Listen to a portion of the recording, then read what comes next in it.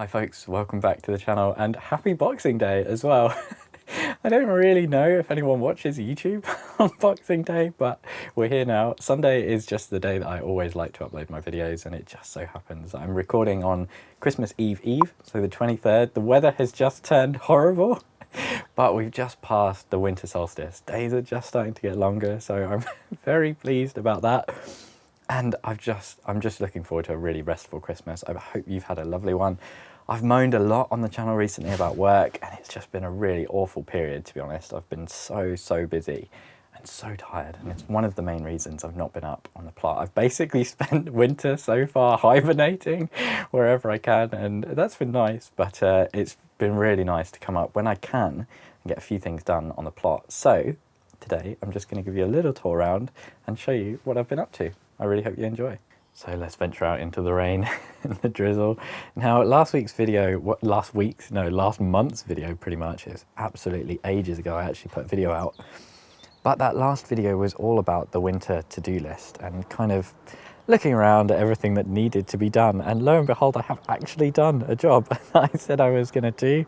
This is all brand new weed membrane. I'm hoping this will just make my life so much easier. I have used weed membrane in the past, but it was all secondhand stuff, and it was all sort of woven plastic, and it just degrades so quickly, and you just end up with these strands of plastic floating around absolutely everywhere. I hate it with a passion. So this stuff is the softer one, but it's still quite thick. It's quite robust. I've not had any issues with it so far, but it is pretty much brand new. So I'm really hoping it lasts me a good few years. My leaks down here are they're not doing too well. These are like really tiny little babby leaks, and I'm not sure if they're going to come to fruition, to be honest. They went in really late towards the end of July because I forgot about them, but maybe they'll do something. Another thing on my to-do list was the compost bays, actually giving these a sort through, and I have done some. So this stuff on the left is now ready to be kind of sorted through. I need to give it a sift, but there should be a decent amount of usable compost in there. And then over here, we've got all the green stuff. So this is most of my chili peppers now. You can see loads of grass where I've just been doing the odd bit of weeding here and there. And look, we're making progress. We've actually got some work done.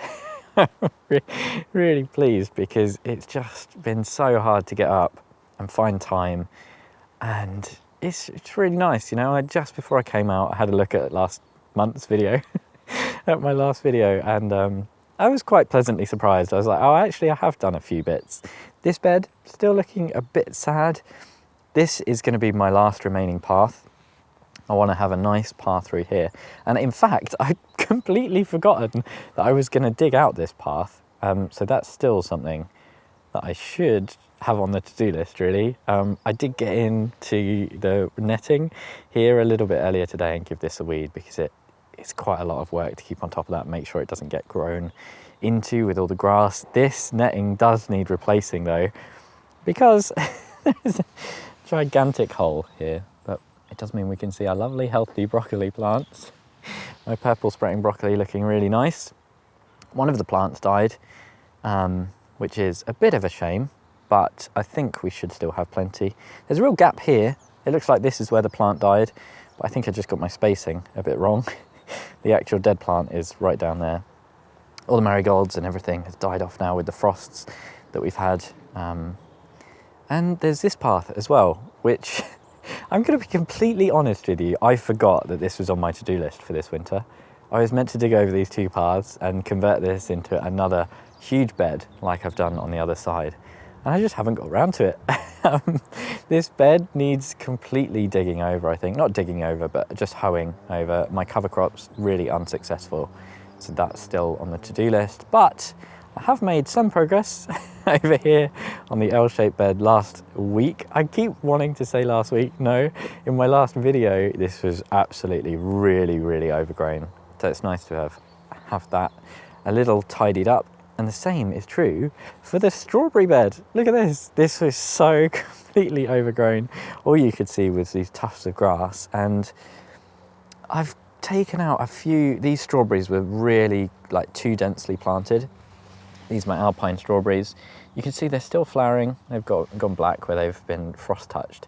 But I've taken out a few of the plants to give them all a bit more space, hopefully. And you can see it's still a bit of a mess in here. I need to cut these back a little bit. And there's a big gap in this part of the bed now, where the strawberries that were in here were quite old. Actually, there is one plant right up here, just hanging on. So there is a big gap, and there's a few runners that I've got in the greenhouse, so I can plant those out in the gaps. But that's looking so much better than it was. I still need to, big to do, get in and prune these apple trees. I want to prune this one on the right, like right back. I want to give it a really severe pruning this year because it's just growing out into everything, you know, it's growing out over into the blackberry and it's just getting way too big. It's kind of arguing with that ornamental cherry tree as well. And this apple tree on the left, I really don't know. I think I'm going to give it one more year, but if it has another year like this year's and the year before it, where it does basically nothing and puts out no fruit, I think it's time to get rid. It's showing a few signs of kind of aging, and it's not canker, but it's got quite a lot of damage on it, and I just don't think it's a healthy plant. Need to get in, have a good sort out of the blackberry, try and help it recover from what my neighbours did to it. We won't dwell on it. Another big change though over here. You remember last week, this was all just grass. This whole area was just overrun with grass, and I pulled up a few of the clods, and you can see basically all of the soil that is in this little miniature raised bed came up with it. And if we look more closely, you can see that the sleepers which the greenhouse are laid on they're not looking too good. So what I'm thinking, I think this might have been a bit of a silly idea, to be honest. And I kind of knew it when I did it, but I did it anyway because it's fun to try these things. But I think I'm gonna retire this mini bed and actually take all the soil out and deconstruct it. Essentially, I might put in some some plastic planter boxes or something like that, because it is quite nice to use this little growing space. But having wet soil pushed up against the timber that the greenhouse is resting on, it's not my smartest ever idea. So yeah, that's a lesson learned. But hey ho, that's fine. So into the chili greenhouse we go, and you've heard me say this many times. I'm not going to spend too long on the chili peppers today, but today I do actually mean it. You can see that most of these in here are done now. They're fully done. This is a good example of one that I wanted to overwinter, and there's a few more in here that I want to overwinter as well, so I've just cut this right back. We've not had any severe frosts in the greenhouse yet, so this will still be alive. I should probably get this home. Oh, we've got a few things in here, like strawberry runners, things that aren't actually chili peppers in a greenhouse. Can you believe that? Here's a few strawberry runners that I've cut and collected. And up here, I've taken a few little cheeky rosemary cuttings because I thought it'd be nice to have some rosemary going on the allotment as well. But yeah, like I say, most of the chili peppers now fully done. This orange habanero plant is just about the only one that's still got peppers on it that I want to harvest, and I'll probably take those home today. The issue I found is that although a lot of these pepper plants are still hanging on, they're still alive, they've still got pods on them. You know, look at these poblanos. They've still got some healthy looking pods on. Pods, leaves are still in good nick. What I'm finding is that they just don't taste quite right. So here, there's loads of cayenne on this plant, but I'm pretty much just leaving them now because although they've ripened in colour, they just, like I say, they don't taste right. They still taste a bit unripe, and I'd rather just not use them at all rather than kind of pollute an entire chili sauce or something like that with this kind of bitter flavour that can get imparted.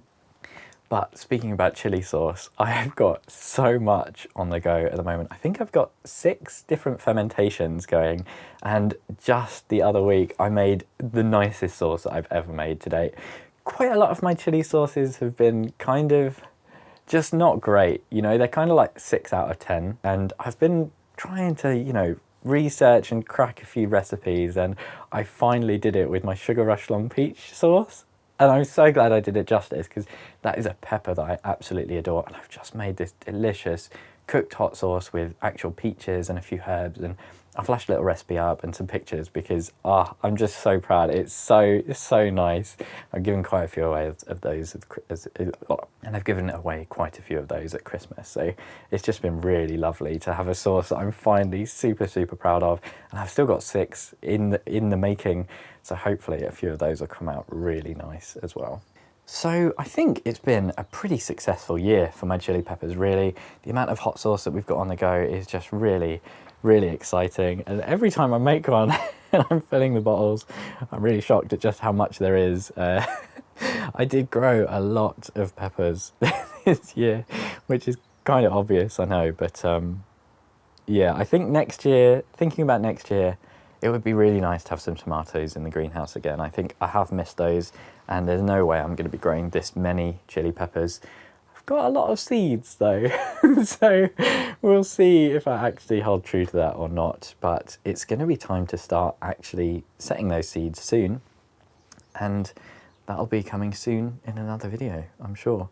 Can you believe it? That's all I wanted to say about the chili peppers.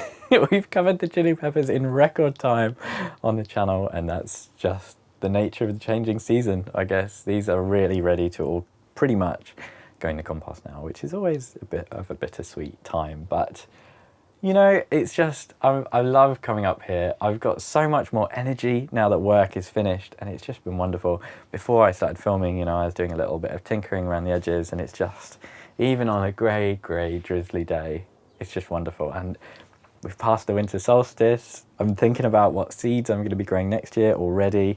I'm really excited to get everything cleared out in the greenhouse. And there's one little change that I want to make that I'm really excited about, even though it's really minor. But yeah, wonderful. I love it sometimes. It just really lifts the spirit coming up and spending time here. So I really hope you enjoyed having a little quick look around. I hope you've had a lovely Christmas. Thank you ever so much for watching. I really appreciate it, especially if you're watching on Boxing Day. Hopefully I'll see you again next time, and hopefully it won't be a month away.